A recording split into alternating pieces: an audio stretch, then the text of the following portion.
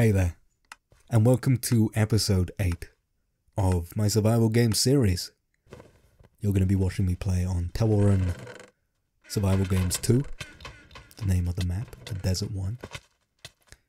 And yeah, I have a topic for today. I have something I want to talk about, and that is embarrassment. Now, the reason I'm thinking of this is because yesterday when I was recording my audio for yesterday's episode, I was very aware of what I was doing. I was very self-conscious of what I was doing. Since moving back home, for the break, I just am aware of the people around me and what people can hear of me. When I'm in a flat with my own space, with plenty of people, it doesn't feel so bad. When I'm in a house with my family, with a smaller amount of people, I'm just aware of what I'm doing and whether it's what I should be doing. It makes me think whether the confrontation is what I'm concerned about. But I don't think it is. I think it's the lack of confrontation or questioning or whatever. I feel like it's what people are pondering in their head, which I find so off-putting. What are they doing? Why are they doing it? Majority of the time when you do something, people don't really care. People don't really mind. And the reason they're not asking you questions is because, simply put, they don't care, they don't mind. But it still doesn't help when you're in that moment recording on your own, and then you hear movement, and you're like, what if they heard what I'm doing? And worst case scenario, they have heard what you're doing, and they don't care. But that's not always the worst case scenario. When I first did this in 2014, the worst case scenario would be you're teased at school for an extended period. For the right reasons as well. Like I would say, the cringe I was talking about in those videos, which didn't really matter in the grand scheme of things. Yeah, sure, it constitutes a bit of teasing. But I feel like children are more brutal in the way they approach stuff. They show it to people, and they enhance the embarrassment you feel. There isn't a sense of support from the people around you. Everyone kind of jumps in and uses you as the punching bag in that situation. Then when it changed in college, when certain people were trying, in my friend group, trying to do YouTube, it made me want to support them more. And they genuinely didn't care what people thought. To their detriment. Similar to what I'm doing now, this is very low effort. This requires very little skill to do. But still, it was very low effort, and so was their stuff, and they didn't care. Whereas this is an active challenge for me, given I want to put more effort in, but if I make everything perfect, I won't ever do anything. But yeah, anyway, it made me want to support them. It made me want to nudge them in the right direction, say, yeah, this is a great idea, I want you to do this, you could be successful. Be aware that what you're doing right now is cringe, and in a year's time you will be happy that you did it. Don't delete the videos. And yet everyone does. Including myself, who was teased in school, who deleted the videos immediately. I think I mentioned that in my first episode. And it all comes down to that feeling of doing something wrong. I shouldn't be doing this. This is not what a 14-year-old should be doing. Or in my situation, a 23-year-old. But the thing is, if anyone in my university at the moment found this, I wouldn't be too upset. I don't think I'm doing anything too particularly off-putting. I'm not being horrific in my opinions, expressing myself as a terrible person. Because frankly, I'm not. Maybe the audio's a bit, scuffed. And maybe the fact I'm doing survival games is a bit cringe in their eyes, but this embarrassment, for some reason, is only there for me. This self-consciousness is only there for me when these questions aren't being asked, when this confrontation isn't happening, when I can't have a rebuttal, when it's in a single person's head, or potentially even isn't. And that's something I have to deal with. Hence why I'm being as loud as I can, talking now, going crazy with it, recording this one. I really enjoy this, by the way. And I think that's a reason, like a good enough reason, to ever sit down and do something. It's for the enjoyment of it.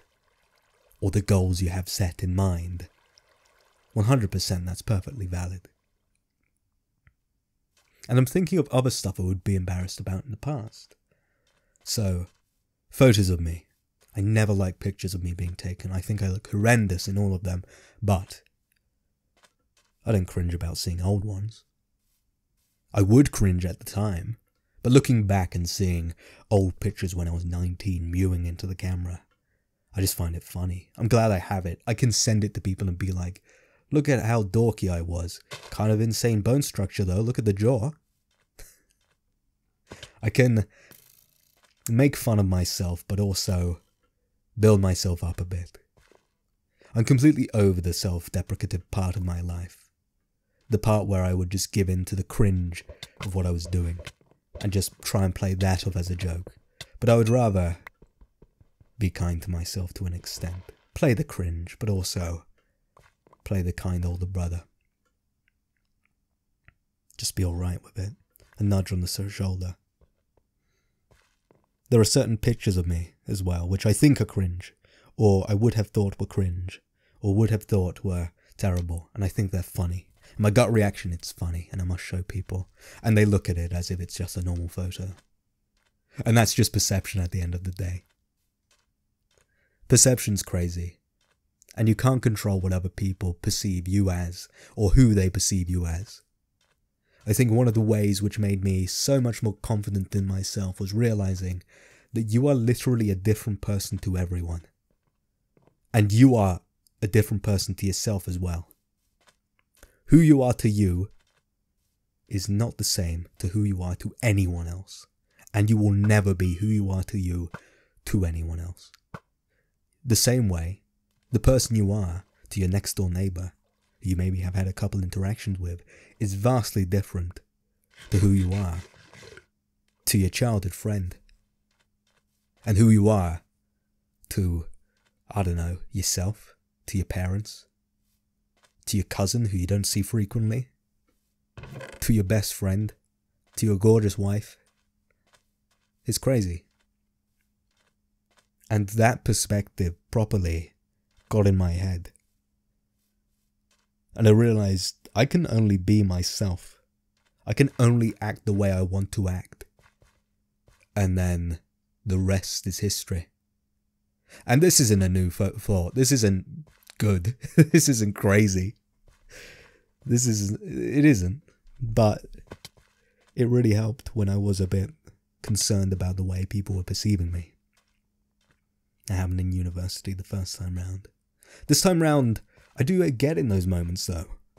I'm not perpetually self-aware. It's impossible to be perpetually self-aware. And you shouldn't be, because it is just self-consciousness. Tally that up, take a shot if that's something I mention. But, for real, it's okay to be embarrassed by yourself. But only if it's not stopping you from doing anything. I find myself interviewing incredibly well now because I'm so less out of it when I'm talking to people. After the fact, it's another fucking barrel of fish. After the fact, there's another thing. But, who knows? So I sit here and I think about being embarrassed. And I wonder to myself, why was I embarrassed by the recording yesterday morning? And I think I understand why. I think this retrospective, this verbal retrospective is helpful. But who knows? It's crazy that no one watches these. It's kind of fun. And I quite enjoy it. Because I'm now trying to visualize who I'm talking to. There isn't anyone there, so I can't visualize anything, but who am I talking to? I guess technically myself, but the way I am doing it is as if I'm talking to someone who's listening. Perhaps that's good enough. Perhaps I'm a little bit insane. And I think that's alright. Tiny bit of insanity there. Yapping into a void. But hey, that's what Twitter is.